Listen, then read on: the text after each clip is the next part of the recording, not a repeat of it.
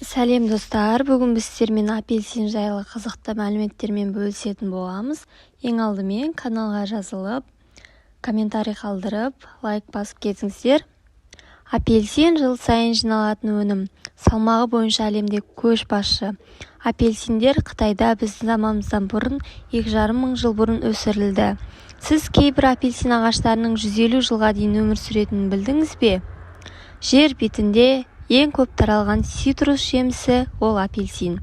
Бір қызығы, бір үлкен ағаштан жылына 3800 жеміс жинауға болады.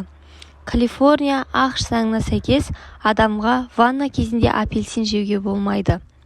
Апельсин бауыр, жүрек, қан тамыр ауруларымен, сондай-ақ метаболизмі нашар адамдарға ұсынылады.